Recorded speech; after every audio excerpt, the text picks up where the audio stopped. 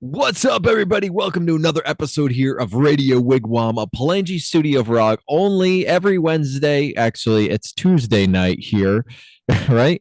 Tuesday night, 9 p.m. Eastern Time, 8 UK. Thanks to everyone for following the show, courtesy of CAD Audio for hooking me up with this not only cool t-shirt, but this podcast mic and recording headphones. You guys rock. Now, today we're here with a band from Athens, Greece, all the way. Now, you guys are probably like a half an hour from me from New York, I would say. Project Renegade here. Where did you guys come up with this band name? That's the very first question I wanted to ask you. First of all, thank you for having us, Frank. Yeah, We are thank you so really much. honored to be on your show. And yes, if it's the Athens is like we can be in New York like that. if we want. Yes, one flight away, right? Yeah, like that. Uh, So I will do half the name and you will do the rest. Okay. yeah, sure. Okay. So at first, when we started to, we wanted to create the band. It was in 2014, I think. Back then, it was just the two of us. We knew each other from previous bands that we were, doing more amateur things, more, like hobby style kind of bands. Mhm. So we wanted to do something more professional, and we said, okay, we're gonna do a band of our own, and we will be able to, express ourselves musically as best as we can, our musical taste, and also our message. So we wanted to, at first, it was just the two of us, so we were not referring to the band as a band, but Yeah, as a project, as a musical project. So that kind of stuck, and we had many lineup changes, so it was something that it followed us for about the better part of of the first years that we Yeah, wanted for to sure. do that. For sure. So yeah, it was mostly a depiction of the truth and reality of what was going on. yeah, because it is hard to keep band members, and it's hard to find people that fit and Yeah. your sound and your image that you guys want. I just interviewed Bullet to the Heart, and they're a singer and drummer duo Yeah. as Yeah. well. And Oh, cool. yeah, it's it's interesting. So you guys ever fight about the writing process, or so? I know there's many stories with that. About the writing process, I mean, not really. We don't really fight that much about anything other than, I don't know, screwing up live or something, when Yeah. I'll get You didn't hit super, that beat, man. yeah, exactly, and I'll get super pissed about it and just yell at everybody. But no, generally about the creatives of it, it's pretty mellow because we're all on the same page and we all strive to do, what's best, and that leads to a lot of, great collaborations, even with our, other members.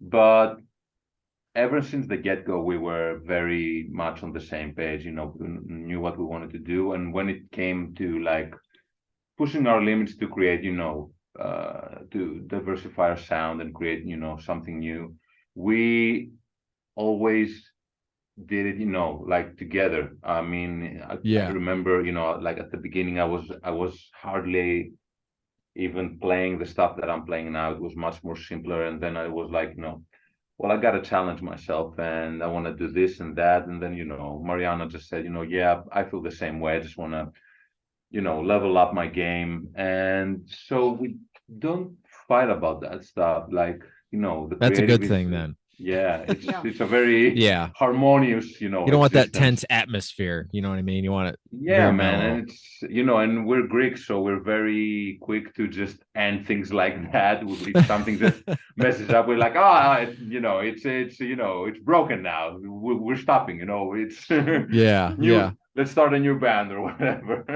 Now you do you I've seen a lot of the music videos you've guys done. There's a lot of imagery, a lot of attention to detail, especially this new single, Token. Mhm. Very a lot of effects and stuff going on. A lot of I'm Yeah. sure there's a lot of green screen, blue screen, that kind of stuff too. And then you wear a mask. Do you wear a mask live too when you drum? Yeah, I do. I wear a mask. I don't know. I think the only place where I don't wear a mask is the shower. Is that because you like horror movies, or is there something behind there? Or It's you know what it's a little bit of everything. In the end, it all boils down to it just matches my psyche and my aesthetics. It's ever since I was a kid, I used to like spray paint. I was very deep into like street art and all of that, and yeah, like the gas mask thing was a very big part of my culture. In the street art culture, so I started with that just to give, I wanted the visuals of the band to have, it's an just industrial kind of feel. yeah, I could see exactly. that now, the concrete and the spraying of the. Yeah, Because and one of the ever since, music videos you guys were at a dump, and I wanted to ask Yep. you a few questions about that. Yep. A, yeah. did it smell? You know what? Uh, I don't remember if it I think smelled, from but a point onwards, it does not smell because yeah. we get so used to it. But it definitely, I remember it was in the middle of August and it was so hot. Oh, Like, I remember Yeah. just getting out, like my mask and just going like, like this, turning it up, like just the face water down. fountain Just, coming out. Yeah. yeah, exactly. Yeah. And this has happened like a lot of times. I'm like, one of my favorite stories is when we played a festival, a big festival here in Athens called Release Festival. We were opening up for Slipknot, and it was so hot.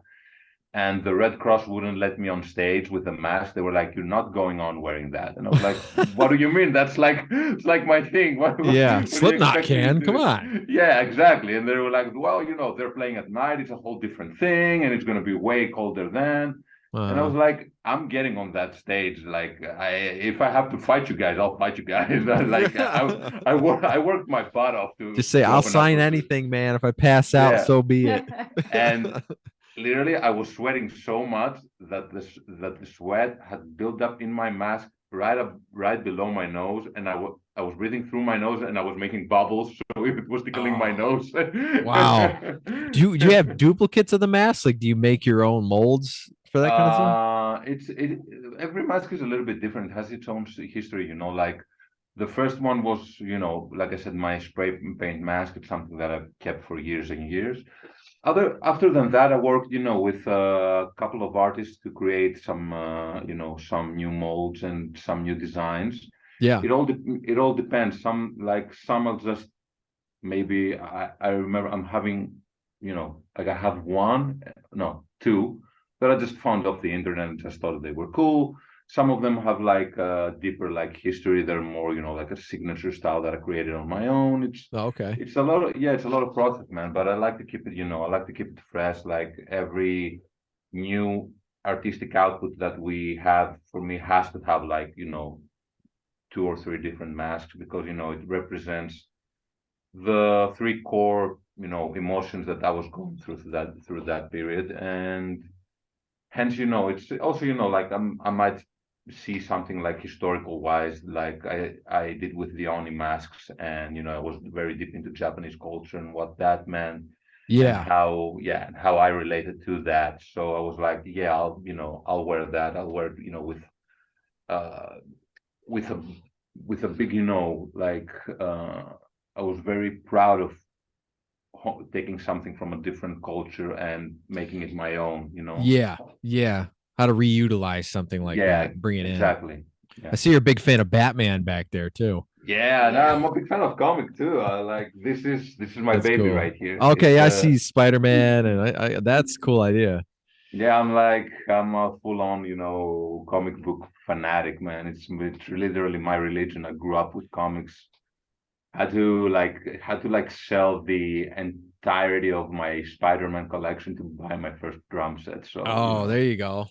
I know how yeah, you man. feel, man. I sold my whole action figure collection to fund my first EP. So Oh, snap, man. Yeah, I feel you, man. I feel you. like Yeah, there goes all the exactly. Terminators, the Batmans, the 80s Ninja Oh Turtles, the no. He-Mans, I had everything. Oh Ghostbusters, whatever. God, man. GI Joes.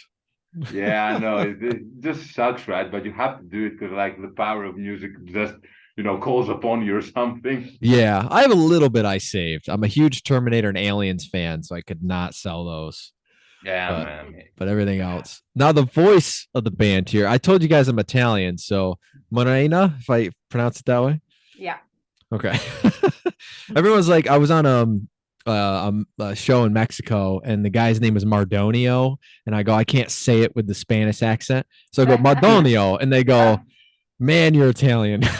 I go, I don't know, man, I can't do anything about it. But I know. So I've seen some live footage too, and you guys have an aesthetic. You have I don't know if you call it like a character that you do with a certain, even in your music videos, the makeup, and what's that process like for you? And is it more of is there a little kind of acting kind of thing going on too? I mean, if I have to do something that requires, being on script, for example, in our latest video with a token, I had to act because I had to kill cyber ninjas. So yes, I had to do that. You got the sword and everything going on. Yeah. So if the video requires it, I have to act and I have to do what we want to achieve. And usually we're trying to do everything as realistic as possible. So for example, in Token, I had to learn, all the moves with the katana sword. So they weren't like faked or anything. So if I had to flip the sword, I had to learn how to do the flip. I had to learn how to jump and stab simultaneously. So everything was prepared beforehand. But in general, I like to experiment, and I like to try different things in every video. I like playing with styles. I like playing with different clothing, different hair. It's very creative. I find it very, very amusing and very, fulfilling. And it's great to, to have something as an image in your head and, see it on the video and, see that, what you had in your head is actually writing on the screen really, really, really nice. Yeah. So also live, it's all about it's all about the visuals. It's not so much about like embodying a character. This is more than this relates more to the whole like a music video thing. Like to us, it's like live. It's really like a Power Man 5000. You see them in a video or something. They look the same live. Did the same kind of Rob Zombie, the same type of thing going on.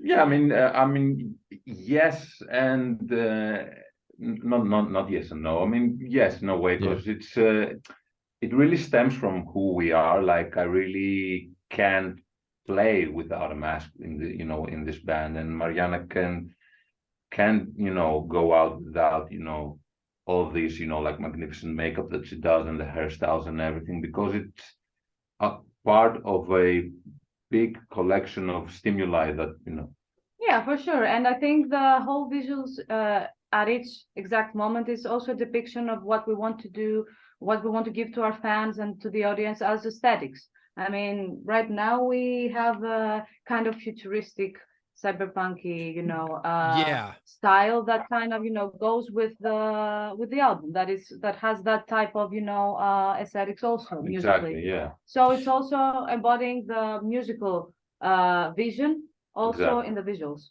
Yeah, it's about representing the vision, I would say. Yeah, I noticed that because you guys have 2 albums out, and the music videos for the other ones are a little different. The recording is different. The actual studio recording, the style. I'm all into mixing and mastering and stuff, so I like to talk a little bit about gear too on the show, which is a little different. And I noticed that's the first thing I noticed: the production quality and the kind of the style. And the first album I heard throwbacks to older type of metal too, and then the new one I feel like it's very, very low tuning.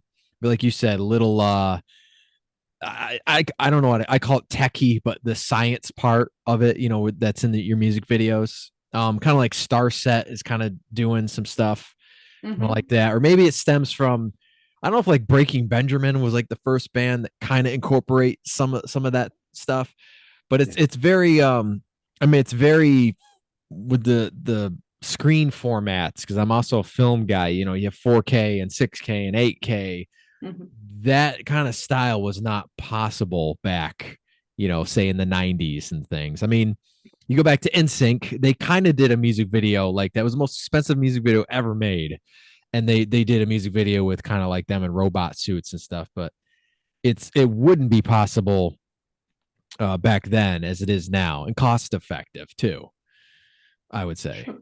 Yeah, sure. I mean, at least from my point of view, I don't know about yours. Uh, we keep our evolution, you know, pretty natural. I mean, Yeah. we roll with the times. Like when we did Order of the Minus, our previous album back in like 2019 was, I believe so. It came out 2019. We recorded it at 2017. Oh wow. Yeah, I mean, so it was, you know, things were very different back then, and we were very different back then. I mean, I remember even like in the mixing process, you know, we're mixing our albums with Forrester, who did Forrester Saville, who does, you know, Carnival, 12 Foot Ninja, all Yep. those, you know, like crazy bands. And I remember like being very hesitant to like ask him for stuff, you know, like so Can I was do like this? Can I share this? Can I change this sound right here? No. yeah, I was exactly. I was like, it sounds cool. Don't mess with it. We have like a nice sounding record or whatever. And Yeah. Yeah. but that was me being like very, you know, green and very Yeah. like, you know, I like think a we all newbie. go through that. I Yeah. remember that too. Because you're like, if it's your first studio experience or with a real producer stuff, you're like, oh, it sounds great, but do I want to, can I ask for more, or can I, you know what I mean? Yeah. Yeah, exactly. So If now you're Yeah. you afraid know. that you will break it. Yeah. Yeah, exactly. It's like, can I switch can I sing through a different microphone? Or, and the guy's like, that one's great, man. Just use that one. Yeah, You know? exactly. And it's we learn to trust ourselves more, you know, trust our instincts and, you know, like our aesthetics. So, and, you know, Yeah. working with him like for a second time, he was also very much more open to us, and we were way more open to him. And it became such a different collaboration. It was like mixing with him for the first time, but with different people, kind of. Yeah. Yep. I mean, you know, I remember I was like, asking him all this stuff about, you know, like drum sounds and guitar sounds and whatever, and we were going through it, and he was very like, you know, welcoming towards that Yeah. process. You And I go was like, through it more oh like a fine-tooth comb, I describe it as. You know, you work Yeah. on your sound and stuff where Yeah, and I think we were also more, you know, focused and more, let's just say, more specific on what we wanted to hear as an end product out of the whole I process. hear that in the So second yeah, record. Yeah. yeah, yeah, so you know, everything, it's to us there's like, you know, it's no shame in it. Like we have that thing, and I don't know if it's in our scene or if it's, you know, in every rock and metal scene in general, where they are like, oh, you know, like the previous album, they kind of, you know, they kind of sounded like bad, or they kind of sucked or whatever. It's like, you know, you can do the whole like tin can mix thing where you sound like every other band, Yeah. or you Yep. can, you know, like learn. And what, to me at least, like as a music fan or even a musician, And what grow. matters, yeah, it's also what kind of like songs you write and what kind of notes you put to paper, you know, like I hear demos and I'm like, this is amazing. This is amazing. And it really doesn't sound good, but the song is like, Yeah. rips, man. You Rips. hear the energy, or it's like the I call it the garage band version Exactly. of that Yeah. band. And sometimes like I love listening to that kind of stuff. Like you said, it's not sonically tin can commercial, Yeah. but I think sometimes the industry in some ways has to change a little bit to be a little bit more accepting to some of that stuff too, because it's like you can, I don't know if you ever realize this, but you can kind of lose a feeling of, you're like, yeah, you know what that is, to Exactly. the tin can version, let's call it, yeah, you know, and Yeah. it's all nice and prepared. And it's like, well, where's that grunge? I heard the fuzz from this, and you know, Yeah, yeah. And it's exactly, you know, our productions tend to, you know, have like a natural evolution towards to something, you know, yeah, more more of that, you know, more. And you're towards- singing a lot harder too now. I noticed Yeah. there's more screaming, and there's a band. I don't know if you guys ever play video games, but there's a Call of Duty band. It goes all the way back from the Nazi zombies kind of style of music, and I'm like, they could get on one of those soundtracks for that and have their music in the video game. Oh, thank you. Thank you, thank I you. love that. Yeah, That would be love cool. that. I mean, the writing style of the guitars changed also from Order of the Minus to Ultra Terra, and it was something that I felt the need to, you know, to follow, because the guitar is a little bit more complicated, a little bit more modern style. So I felt that, you know, I had to experiment with different sounds. It was, at first, it was something really new to me. I was nowhere, you know, I was experimenting with different, you know, types of screaming and types of not actually screaming, but shouting and Yeah. praising myself. But in the end, I found something that works for me, and I'm trying to incorporate as much as I can in the songs. And you know, I'm not saying that I'm a screamer vocalist, Yeah. but it's something I've always been, you know, very open to have a wide vocabulary and a wide, you know, range of colors. I like, you know, my goal as a singer is to have from the softest to the hardest sound that I possibly can. So I'm open-minded to that stuff, and I'm willing to try anything. So I believe that this style will keep evolving, and I sure hope that I will find also other, you know, other sounds that I will be able to, you know, incorporate in my singing. That's what I say. People will is like you said, like as long as you're open to it, and that's what you're going towards. I mean, And you also have to like grow in each record. To me, I never wanted to, you know, like jump the gun to just be, you know, like, oh, this is an okay sounding record with okay, you know, playing from the members, yeah, or like the beat whatever. works, To you know. yeah, exactly. To go somewhere like this is like, okay, this is the pinnacle of what you have to grow with your fan base, and you have to sound like, okay, now this sounds like a band that on their, you know, on their second record, now they are on the third record, and they sound like they are on their third record. Yeah. And that natural evolution is what also occurs to the most successful bands that I'm listening to, like um, say like a band like Limp Bizkit or like Evanescence or whatever. Mm-hmm. Their first record is always like this. It's always a bit raw. Their second one is way more polished. The third one is like fantastic. Yeah. And it's off to the races for that, because I think that those bands, they learn as they grow. And especially, and I'm sorry to cut you off, but I think we would be remiss if we didn't, if at least I didn't point out that I think Marianna's clean singing has stepped up as well. To me, most people are like, you know, oh, the screaming, we have the screaming now, and yeah, it's, you know, it's freaking rad. I mean, I'm not gonna. I just sent it to my friend. I go, you got to check this out. I'm interviewing them today because he really likes that style. He likes more of the screaming stuff, and I go, check this song out. Yeah, but her cleans are like, you know, the composition behind it and the musical choices they were like, for me, they were like phenomenal. It was like a whole different singer for me. Way more experience. We are, for sure, we are better players and better musicians. You know, as time goes by. Yep. Yeah, you want to play around with basically what you can do, and then feel out where's it going, you know? Exactly. Yeah. Just challenge yourself in every time around.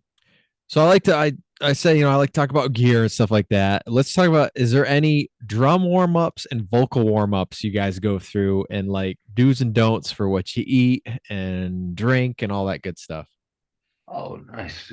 Good question. We haven't been asked that before. Yeah. You want to go first? Yeah. Of course, every time that, you know, I have to sing, I always do vocal warm-ups. I have like a series of exercises that I'm going through each time. It depends, you know, from the time that I have, you know, to prepare myself.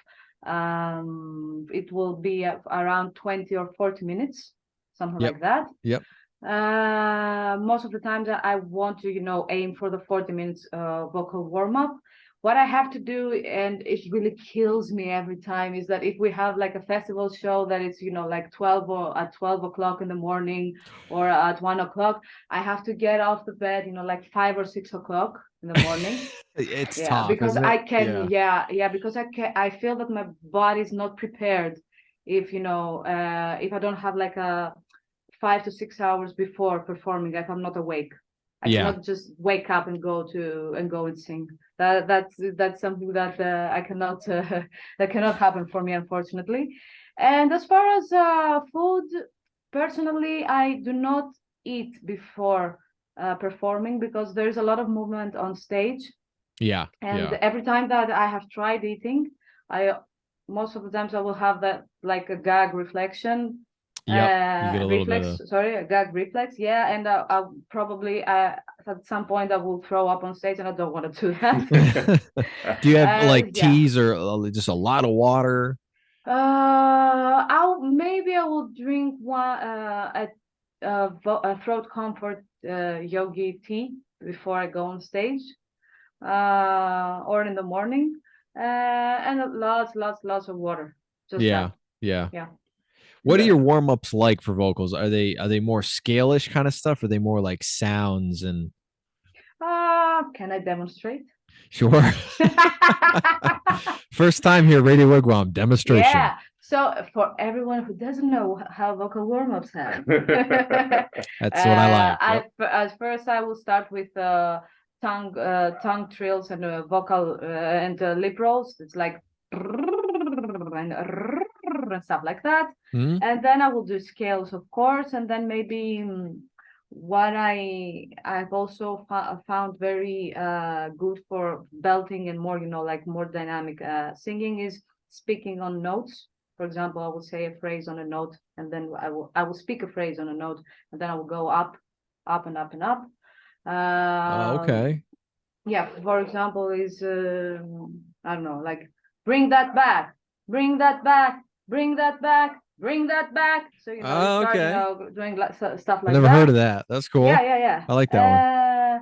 And then maybe I will just do a bit of, you know, if we don't have sound check, I will sing a little bit of some mid-range part of our songs. Yeah. Not too high, not too low. I most of the times I believe that if your mid-range is in control and you find it, you know, that it's okay, the high parts are gonna come on their own. So I Yeah. do not want Yeah. to push my voice a lot before going on stage. Yeah, and usually when she has a part in her warm-ups where she says bring that back, but it's like shouting, and then she goes bring that back, never, and back off. And when she does that, everyone in the hotel room looks at us like we're like, no, she's just warming up. Nothing to see here, folks. Just I know, right? Because the walls are thin, so it's like, Yeah. what the heck? Yeah, but for me, when we're playing a show, I have taken the mantle of fix-it man, so I don't get so much time to warm up because, you know, when there's a Yeah, problem, you gotta everybody set up. yeah, looks to me to help them out. So, and this is by no means a complaint. I really take pride in, you know, helping my bandmates, you know, when they need to. But so I'm just gonna run you through what I do when I'm in the studio or before rehearsal, where I have time to warm up. Um, for me, it's all about getting the coordination right, and then after I'm done playing, I do a little bit of strength and conditioning, meaning uh, before we play, I run through some rudiments Yep. that alternate between right hand lead and left hand lead. And I'll run through all of those. Then I'll do Do you do it on a some pad or do you actually do it on the snare? always on the kit. I do the pad mostly when I want to learn new stuff, just to have that ease of, you know, the rebound from the stick. Yeah. But Yep. I figured out when I'm on the pad and I'm like flying, then I get on the unforgiving, you know, like drum set with no rebound, and it's like, oh boy, here we go Yeah. You're again. like, That Yeah, so there's like exactly, it just stays there. Yep. So I have an I'll do, electronic kit here. I kind of know what you're talking about. Electronics, I think, have maybe a little bit more bounce in the skins, but yeah, it doesn't have that. I can't smack it, you know? exactly. Yeah, it was the same for me. I used to have an electronic kit. I always had an acoustic kit, but when I bought an electronic kit, I was like, this is gonna ruin my playing, man. And Yeah. because I primarily view myself as a live, drummer. I'm Yeah. practicing for the show. Yeah. I have to be able to play on the kit because if I'm flying, like on a film, and I'm like, yeah, man, I'm ripping, and then it's just not happening. Then Yeah. it's You okay. can Here kind we of get go again. robotic a little bit. I noticed with me doing I can't quite do what you do on an acoustic set. I'm like, it's great for recording, but it gets a little bit like robotic. Like I think if Yeah, I played on a real kit now, even a basic beat, I'd be like, it's more of like playing metronome. Like if you're a yeah. metronome, I don't know. It's weird. It's great And for tech so, stuff, like yeah, techno or something. yeah. But I'll do my rudiments, and then I'll do some single stroke roll for like say maybe like 2 minutes straight Okay. on a like a medium tempo. And then I'll do like a pyramid thing where I'll choose for my feet.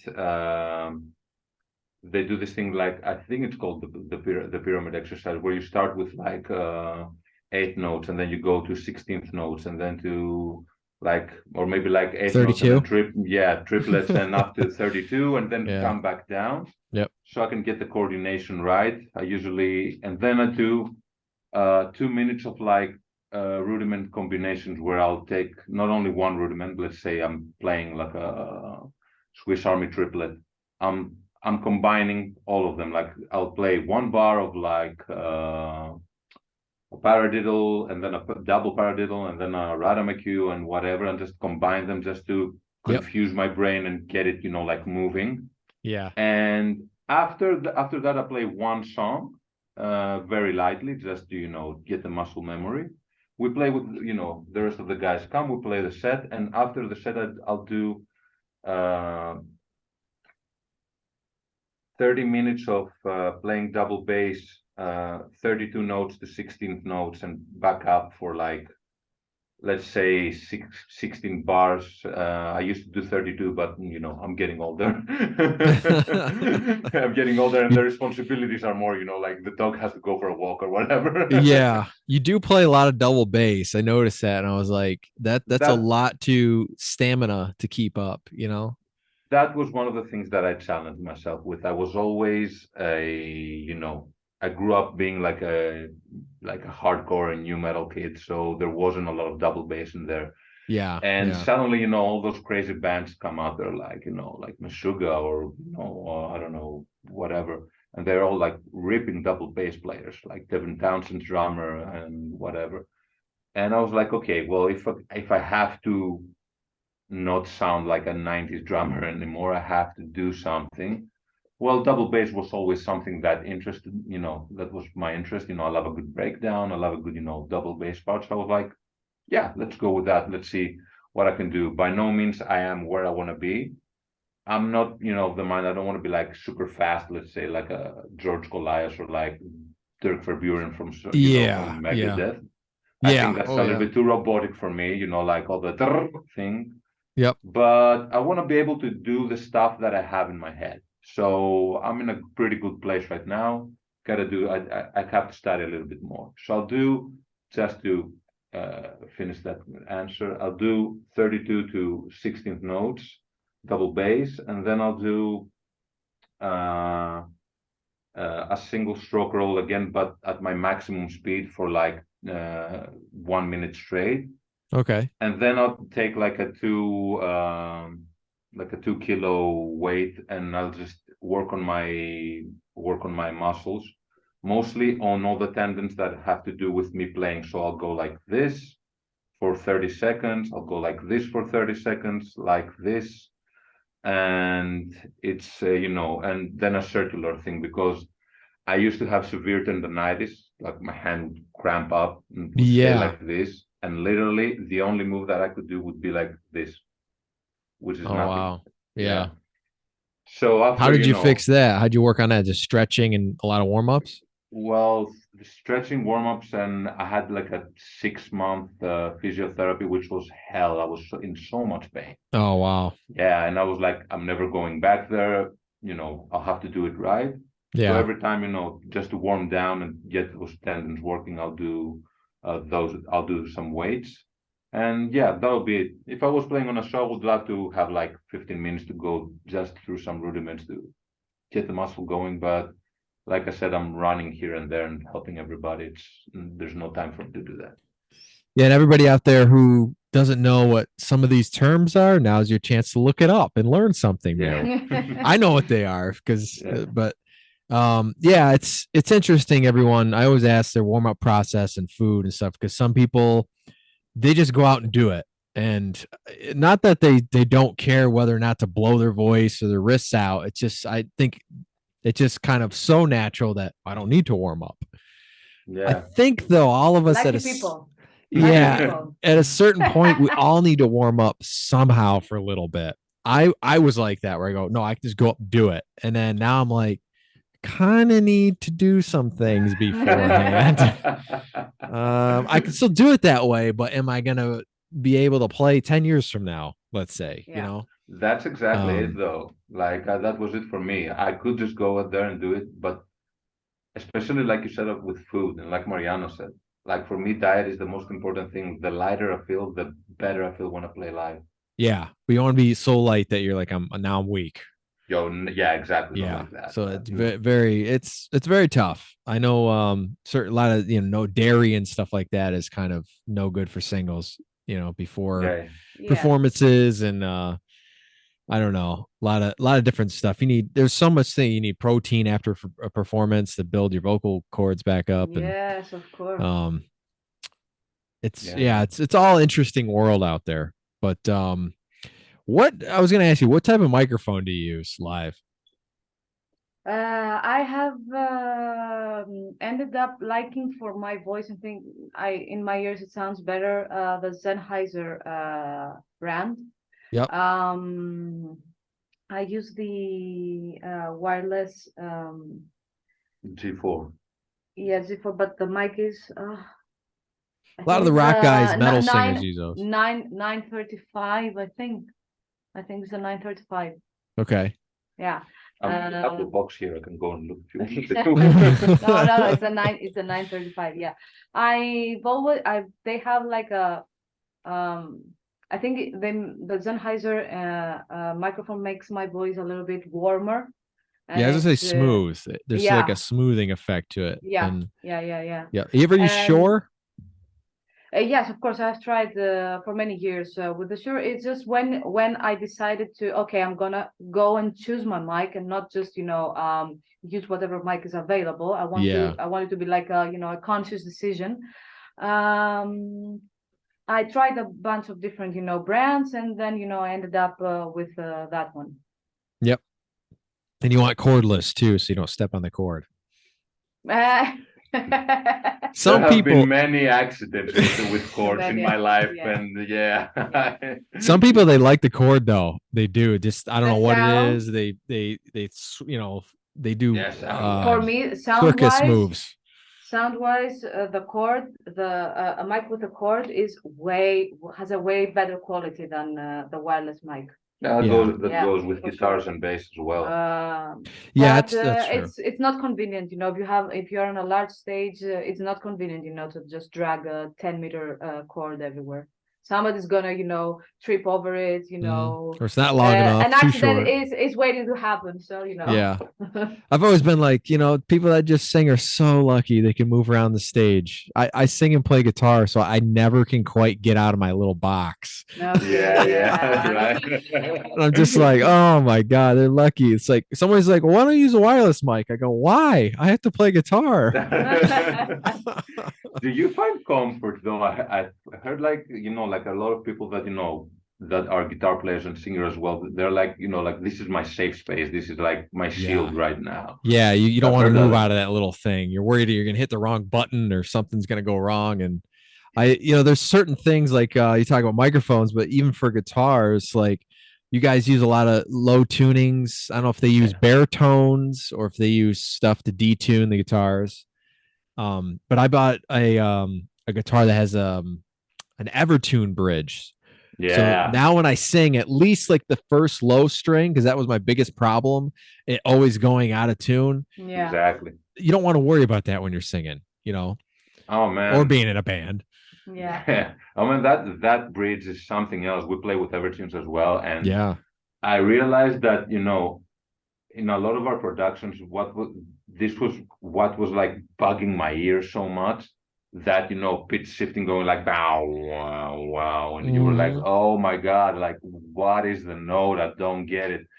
And now we're on Evertunes, and it's like, Especially for low tuning. yeah, because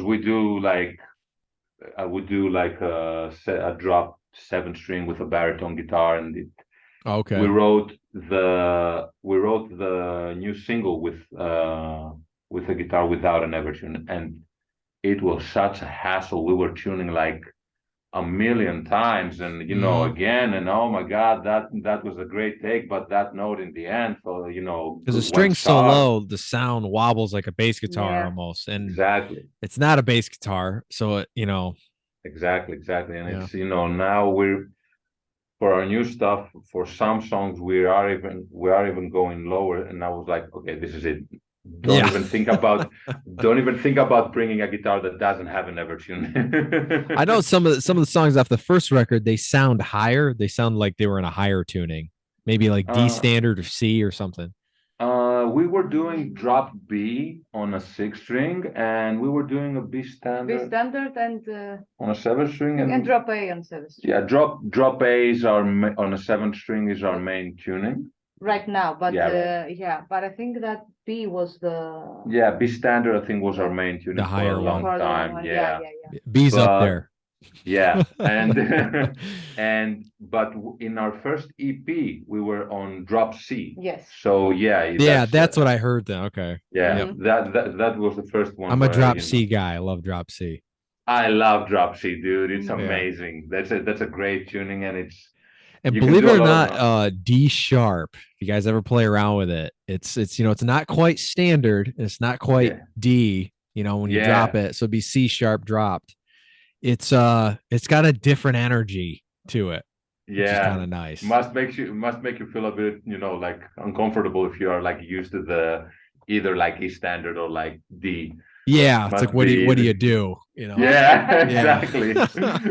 But Well, you can it's just as a singer too. I don't know if you ever realize, like when they're like, "Well, let's just drop it a half a step." You're like, "Well, I'm singing in between all those notes now." Is that Yeah. is that tough for you that sometimes? is Yeah. To tell you the truth, I always, accommodate my singing, to the that's different. the only thing that we fight about. Like, uh, scratch what I said before. Tuning. That's what we uh, fight about. I try to accommodate, the singing, in the different tunings. Up until now, I haven't found any real problems, to say the truth. Maybe I think the B. Which one was it? You didn't like, I remember you vividly saying Drop that you didn't C. like drop C. You were Drop like, C. yeah, I don't like that Yes, note. I think one of the drops I wasn't feeling so comfortable with. yeah. Yeah. Um, but most of the times it's not that big a deal for me, I would just because I always write the vocal lines after the main parts of the song are completed. So, I will just You got to fit it adjust in myself. somehow Yeah. too. Sometimes. Yeah. But Mhm. we were like, excuse my language, but we were playing like jackasses back then. We did like a lot of half note riffs because they were like sounding evil. So she was like, That's cool. come on, man, give me like a full, like a full step riff here. You guys like go from 1 to 2 Yeah. and then Can I from sing 4 to over it? 5. Yeah. I don't want to beatbox. Yeah. And then You we run got into that too, where you're like, "Oh man, it's not really. I mean, it's singing, but it's more rhythmic parts." And you're like, yeah. "What can Yeah. I actually fit in this rhythmic part rather than like what are the notes? How do you hit that?" Yeah. Yeah. It's interesting, I feel that every time the guys are challenging me. There you go. You got to do that. Yeah. You guys, Shots so you're fired. you're recent with Pavement Management too, right? You guys assign Yeah. with them, Yeah. and you're For this, we released Ultra Terra through Payment Entertainment. Yeah, our first record deal. tell you the truth. The first one was indie release, Yeah. right? Just you guys. Yeah, both the EP and the first full length. Yeah. So how's it changed now working with a management company versus doing it all yourself? That's the biggest question. I think it's, we are seeing, first of all, it's the first time that, that we are actually having like a presence in the radio department, and we are having, and we are also having, some an outcome, like in the US market also, which was really hard to do before on our own. The main changes that we are seeing is, the promo that is done, the reach, and the channels that are open right now for us.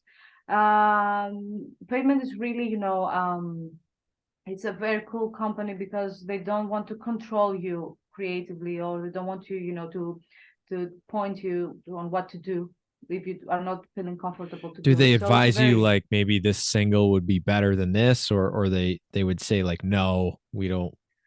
They kind of did it with Token though, our latest single, because it was before we signed. We just wanted to release it after we released the record. Yeah. We were like, we got this song, we think it's killer, and we were like hoping to kind of release it after the record, and just like the thing, what's to come in the near future.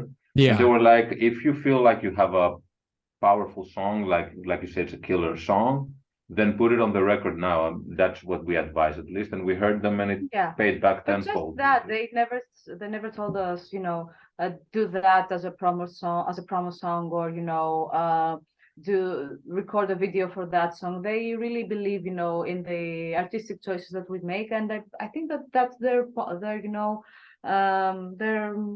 their mindset for every band that they have. They're very empowering towards the artist, and they are there if you need them to just give you an opinion and just help out. And they are also there to help you out if you think you know what you're doing and you're like, okay guys, we have this, let's run it. You want that from a label. I've interviewed a lot of bands that were with them, because from your PR, your publicist, I get a lot of leads through her. Thanks, Barbara. And one of them is, I knew her before. She's in the band Plush, and I knew her before then. We played a couple shows, and she was on The Voice, the TV show The Voice.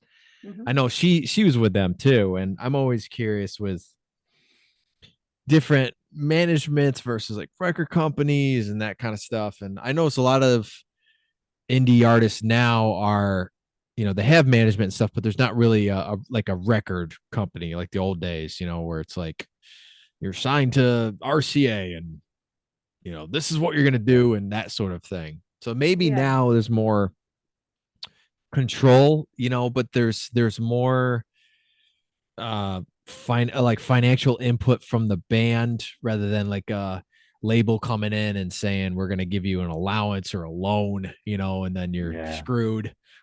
And they're like, oh, we got 50 grand, man, let's go buy a car, and then you're like, well, you need that to record with. I think that the model has changed because the industry has changed. So for example, I cannot believe that Drake does not get like a huge contract from the record label that but all the bands at Metallica, Megadeth, they all formed their own label. They all own it now. So but I think that the model right now is more of a collaboration, and what everybody can give, so both the record label and the band can move forward, and everything become like bigger and more fruitful for both of them. So that's why maybe there's a little bit more control towards from that the band can control a lot more stuff, which is good, because we have seen a lot of bands that were destroyed by label decisions, right? To me, like, what's and for me also, I do not feel comfortable, at least right now, to relinquish so much control to someone who is who does you not want to know own your own me. songs still, Yeah. Exactly. at Yeah, least the yeah. masters. That is the thing for me, like retaining the masters and having, your music still be your own. It's Mhm. something that is of the utmost importance because I guess back in the day, like they could be like, okay, we own your music, but you're getting royalties even if you leave the record. So you're like, okay, I'm still making some I know if it's like, okay, you know what, keep it. It's music in the end. People are made to hear Yeah. it. But Is now, it really your song anymore though? yeah, and then Yeah. it comes that nowadays they just they tend to own everything and they just don't work on it. They just put it in the vault. So like, let's say Yeah. X, label X just signs Project Renegade and they're like, okay, we need to own Ultra Terra, and it's a record we put literally blood, sweat, and tears to it. I was in so much pain after the recordings of that record. Nearly blew my back out. Yeah. And then they shelve it. yeah, and then they go like, okay, well, you're not on the label anymore, and you're not gonna get any royalties from it. So, and we're not gonna work on the promotion of that album anymore. So it's like, well, if you are gonna just put it on the shelf, it's my music. Give it to me. I can do something with that. So Exactly. to me, when I saw in our contract that we retained the masters, and we had a great conversation with Tim. He was like so cool about working together and seeing how we can make this collaboration something that's meaningful for both ends. I was like, yeah, that's it. That's the match. Let's do Yeah. it. Yep. And also, I think, when you're like a smaller band like ourselves, you don't want to give too much too soon. You need to fill out the waters and see Because you don't what is know. going. Yeah, you don't Yeah. know. You just don't know. So for me, that was that type of collaboration is best for for bands who are trying to do a next step, in their career. Yeah, and Yeah. to their credit, that's also what they were feeling as well. They were like, let's let's cut a deal that's like a let's meet and work together deal. See how Yeah. guys go about things. You can see how we go about things, and then if that's fruitful, we can move on to like bigger and better things. I think indie bands too, they last longer that way. The ones I've known have done it for about, say, 10 years. They're still doing music, they're still releasing music. Where a few that I know that have signed with bigger labels, they only lasted one album or two albums. And then they don't either they don't do music again, or they try to do like some solo projects or something, but it's all like scattered. Yeah. Yeah. So maybe it gives indie artists a longer life, let's say, but you might not be as big as, say, Metallica, but you're there still. You're not going anywhere. Yeah. So, Yeah, and you own uh, something, Yeah. for me, it's also I think the market has been so oversaturated. Oh, yeah. There's like, for one band that you like, there's like a billion that sound like just like them. And the best thing for a label to do, like if I was I don't know, like an A&R or something, I would just get a band that I like, really have a conversation with myself about what was that I liked about this band, and then I would be like, Yep. you guys bet on that, because that is what makes you unique. You have to we live in an age where artists have to be themselves in order to stand out from a massive crowd. What's So, unique, rather than, exactly. oh, So this if sound like this band. Exactly. So if we were like, if I was like the band's manager and I was like, well, you know what, guys, now that Marianna is screaming and Otis playing double bass and we have all these cool riffs, let's do something like, I don't know, From the band this Anarchy. band. Yeah.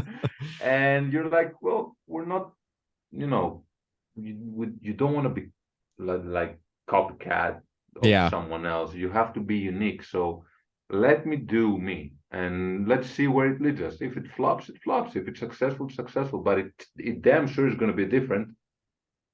So this is what you have to bet on, to differentiate. Got to bet on the artist, not Exactly. I don't know, the tin can, let's call it. Remember? Yeah, That's a good one. Never Like, better we than gonna tin write a can. tin can song? I'll message you someday. We're gonna do a tin Yeah, can man, song. let's do it. Well, I appreciate you guys being on the show here. Radio Wigwam, Palangi Studio of Rock, Project Renegade, Greece, all the way from Greece. It's kind of near Italy somewhere, you. it's near there. Yeah. But Yeah, they're neighbors. I appreciate you guys coming on the show here, and thanks for restoring my posts and commenting. Not every band like comments on stuff that they're tagged and things like that, and I'm a big fan of that. So thank you. Thank Thank you for having us. It was an amazing time. And Yeah. I do a lot of interviews, but down the line I'll have you guys back on too and see what the updates are. And then if you ever Of come course. to the US near New York or wherever, the Northeast part, I can we can talk. Maybe we can do Hopefully that's some gonna happen. live radio stuff behind the stage, Yeah, Yeah, man, that'd be of rad. Yeah. That'd be cool. We've had a lot of cool guests. I appreciate everybody tuning in and coming back and seeing these air reruns too on our network. And then of course I upload it to all my social medias too. And they'll be there as long as social media exists. Let's put it that way. Yeah. So I appreciate Great it, guys. And just keep rocking out there. As I always say, support independent music, but don't just stream it. Okay. Download the music you like, because downloads help us way more than streaming. Got to download the music, got to own the music, man. That's what I say. Exactly. Yes. Thank you. Thank you so much. Thanks, guys, so much. I'll see you later, everybody. Bye bye.